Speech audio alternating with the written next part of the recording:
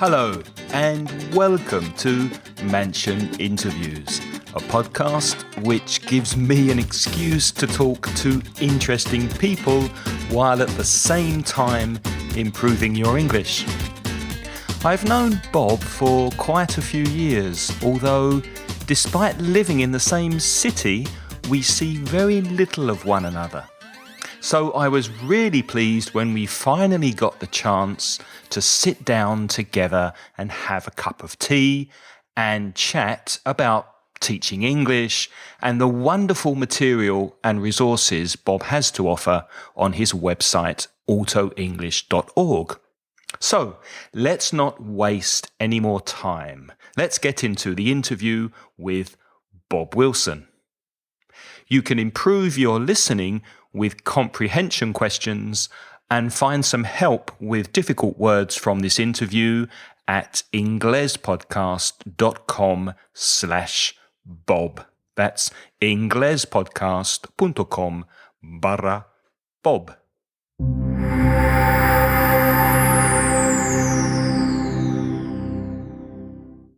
Hello and welcome to another episode of Mansion Interviews. And I'm very pleased to welcome to today's interview Bob Wilson. Hello, Bob. Hi, how are you doing? Very well, thank you. And thank you very much for your time. Thank you for being here on Mansion Interviews. It's been a long time since I've seen you, so it's very good to see you looking so well. For people who don't know you, perhaps you could speak a little bit about yourself. For example, how long you've been in Spain and what brought you here in the first place. Right. Well, I first came to Spain in 1992 with an English girlfriend who studied French and Spanish at Manchester University, and she wanted to spend some time in a Spanish-speaking country. And we decided that Madrid and Barcelona were probably too expensive, and so we went for the third city of Spain, which was Valencia. Right. Where are you originally from in the UK? Where were you brought up? Well, I was born in Sydney, and from the age of 6 months to 6 years in Tasmania, and then from 6 to 9 in Sydney again. And then my parents moved to Britain. And so from then on, I was brought up near Portsmouth in the countryside. In the south? Yes. So, I mean, are your parents Australian? No, father was Scottish and mother from Chelmsford in Essex. That's very near. Chelmsford is very near to where I was born. So how did you end up being born so far away from the UK? Well, my parents emigrated in the early 60s to Australia, as did a lot of British people. Right. And they loved Australia, but my father had a heart attack and decided he didn't want to die in Australia. And so we went back to England with our cat. And at the time, quarantine for an animal was 6 months. And within a day or two, my father regretted moving back to England. But because of the cat, was stuck in quarantine, we stayed. So thanks to the cat, you grew up in the UK. Exactly. What do you remember about life in the UK when you before you came here? Were you always a teacher? Did you teach straight out of school? No, I started a science degree in material science at Brunel University in Uxbridge. That's to the west of London. I passed the first year, failed the second year, and failed the second year again, and then went to work in a place called Slough for ICI, which is a chemical company. And I was there in a paint laboratory for a while, but then I had the opportunity to visit Ecuador in South America, and I was living there for 3 months and had a fantastic time. And after that, I knew my future would be abroad. Were you speaking Spanish when you went to Ecuador? Zero, but I tried to learn, but not very successfully. Is there anything you miss about the UK? The things that, well, I go back about twice a year, so all the things I miss, like good ale, fine beer, and the beautiful countryside, and seeing my friends. Because we now have cheap flights from Valencia, I can have all those things enough. So every time you feel like a good beer, you go back to the UK and pop into a pub. Exactly. Bob, what's been the most difficult thing for you about making a life here? When I discovered that I love teaching English as a foreign language, but when you work in academies, you finish at 10:15 or 9:30 at night, and that's a disaster for your social life, and it's quite tough. And the salaries are pretty low, so after 10 years or so, you need to try and find a way of earning more money by doing the thing you like. So I think that was the hardest thing. Can you speak a little bit about autoenglish.org? When did you start it and why did you start it? I first uploaded 6 interactive exercises in 1999 in order to advertise a pronunciation course designed for the car for Spanish speakers to learn English. Did you write that course? Yes, and we recorded it with quite a few people. But suddenly I realized that an English teacher can do an exercise and share it with people all over the planet, and that idea really fascinated me. So then I started adding printout exercises in PDF, and it went on from there. And at that time, you couldn't get good ranking from the search engines. But when Google came along, it all changed for me. Then I got a lot of visits after that, and I could place Google adverts on, so I got some money out of it as well. So I owe everything to Google, really. There's two things I've noticed about the site over the years. First of all, how well it does appear in Google. Sometimes I'm searching for present perfect exercises or vocabulary on health or something, and up comes Auto English. Oh, hello, Bob, because you're always up there in the rankings. And the second thing I've noticed is how diverse technically the site is. You didn't mention. Did you have a background in technology, computers? Did you ever study that, or was that a hobby and a personal interest? Well, because I started in 1999, I bought a book on coding, HTML coding, and I used an old Microsoft program called Front Page, which generates most of the code for you. And by delving into forums, you can find out everything you really need to know, really. So you taught yourself? You're self-taught? Exactly. I'm not an IT guy. But that's amazing. That's amazing. Because you've done everything yourself. With the Mansion Inglés, I've always had my partner, Lewis, who's the HTML guy, and he puts it in code, and he does everything with Front Page, and I just wrote the material in Word. You've done everything yourself. Well, I always try to keep it simple. For a time, I was obsessed with Flash technology. I don't know if you remember that. Yes, it came and now it's going away. I think it's disappearing. It's so complicated, and you have problems loading the pages, and so I keep it as simple as possible. And I have my exercises in PDF, which load up very easily. I try and keep it as simple as possible. So when a student goes to autoenglish.org, what can they expect to find there apart from the PDFs? And you mentioned the pronunciation course. What other things can they find there?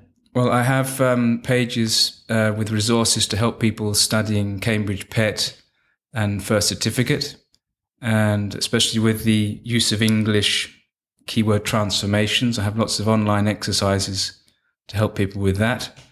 There's also a page on emergency travel English with audios.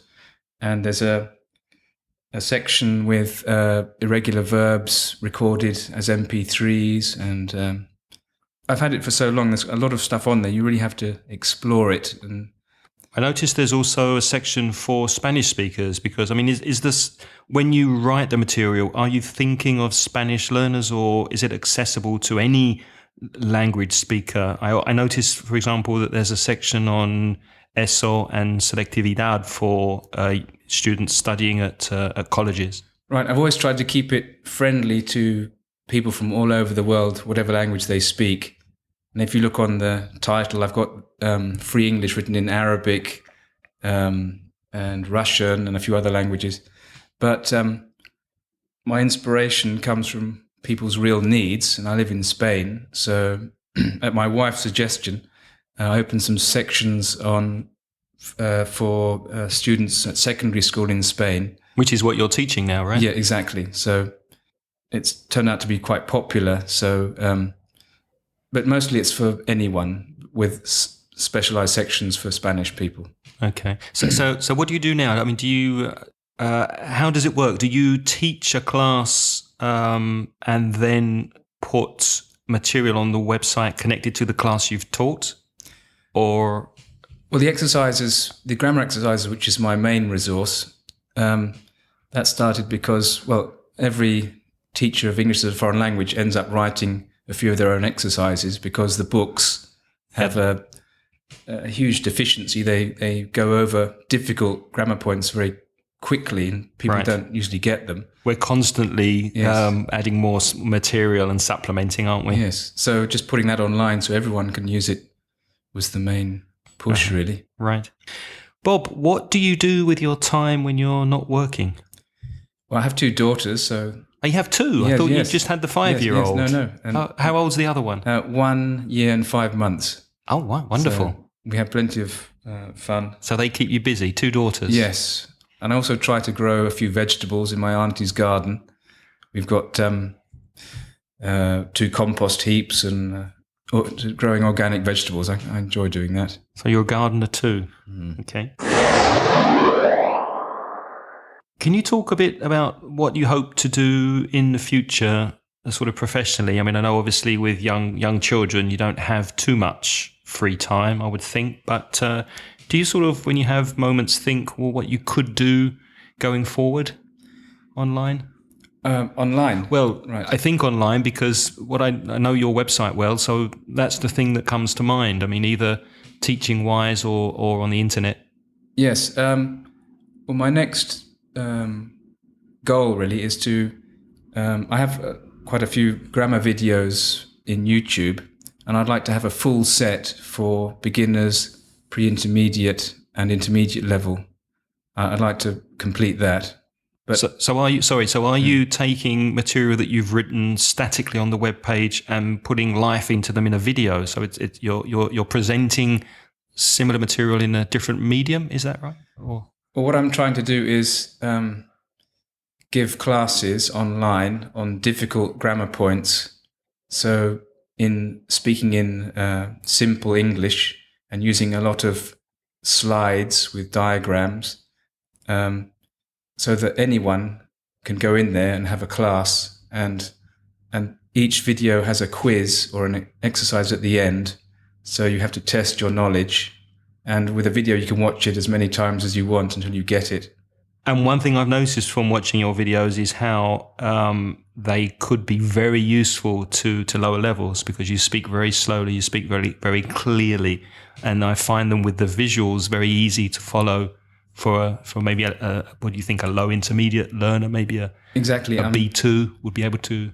B1, a B1 level learner would be able to. I script the videos before I record them and make sure the English is simple. I don't know if that's the right word. Basic, easily understandable. Easily understood, yeah. And so basically, if you only have a low level of English, you should be able to understand it. The bedtime stories on YouTube, did you record some of those with your daughter, and did you write them yourself, the script? Right. I've rewritten a lot of fairy tales. Not all of them have been that successful. How do you mean? Well, I'm still finding out what people like and what they don't like, and some of them were a bit too satirical, and they're not as popular as ones which stick more to the main story, I've discovered. Okay. And I've done one with my daughter. The Princess Alexandra. That's right. Yeah.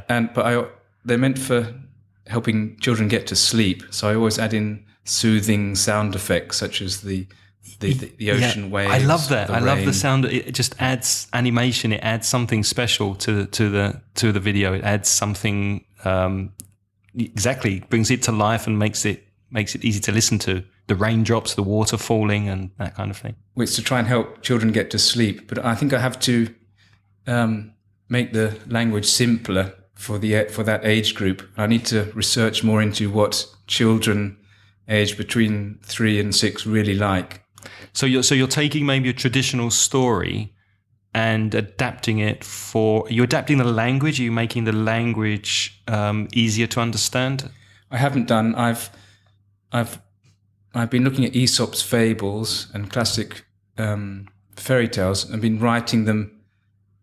I've been doing creative writing rather than trying to make it simple English. So I've been indulging myself, but it's not that successful. So I'm still finding out what works and what doesn't. The one people watch the most is the Three Billy Goats Gruff. The Three Billy Goats Gruff, right? And I still don't quite understand why that's the one people like the most. Okay. Well, I suggest that everybody go and listen and watch the Three Billy Goats Gruff and leave Bob a message if you enjoyed it and say why, so that you can help him make more videos that are even more successful. I think that's fantastic. A lovely project. Bob, I'd like to move on to what I call the Quickfire hot seat. Go ahead. I'll be asking you some quick questions, and you don't have to answer them quickly, but just tell me what you think. So, if you weren't a teacher, which profession would you choose? Well, I really like writing, and I would have liked to have tried acting, but I made the mistake at high school of doing sciences instead of arts because my O-levels were very even, so I thought there'd be better job prospects going for sciences, but it really wasn't me. Which famous person, dead or alive, would you like to have dinner with? Perhaps Winston Churchill, for being the first politician to recognise a Nazi and do everything he could to destroy them. Gandhi, I read his autobiography and he's astounding, almost godlike human. I agree with you. He's one of my favourites.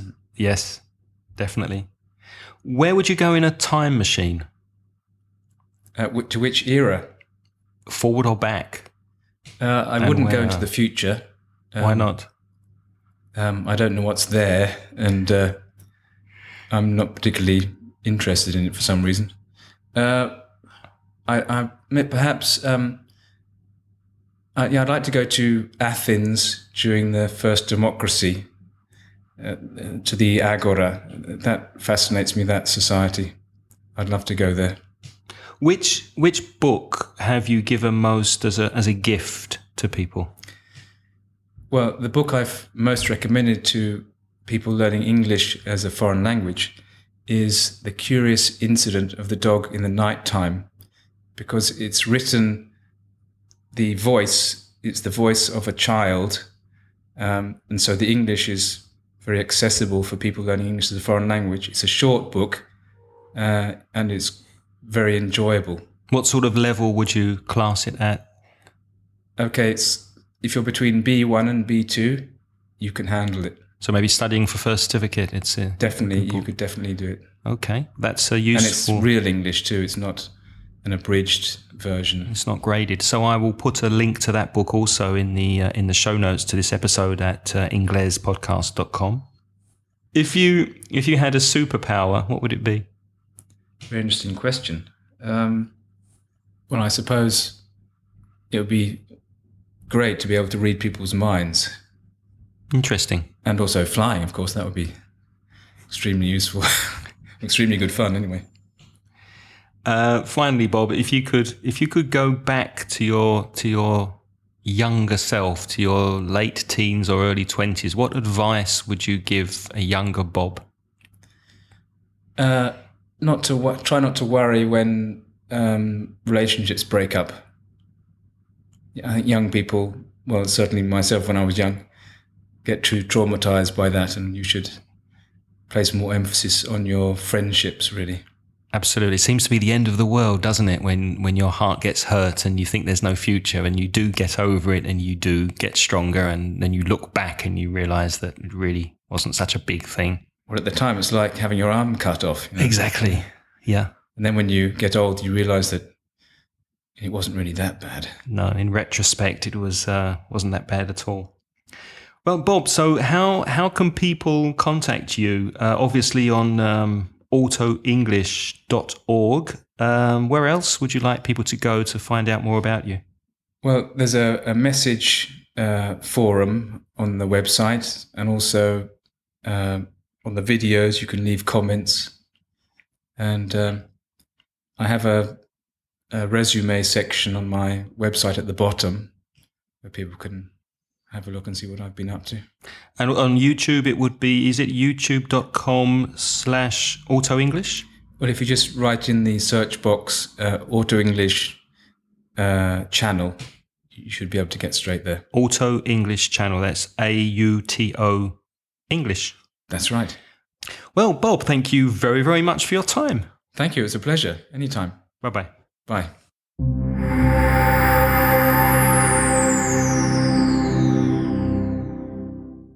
A huge thank you to Bob for spending time with us. Thank you, Bob. You can check out Bob's website at autoenglish.org, and also look at his videos on YouTube at youtube.com/autoenglish. And thank you to you for listening to this Mansion interview. Remember, you can find more podcasts to improve your English at inglespodcast.com. And you can study English free at mencioningles.com. If you enjoyed this podcast, please go to iTunes and give us some stars, algunas estrellas, and maybe a short review so that more people can find our podcasts.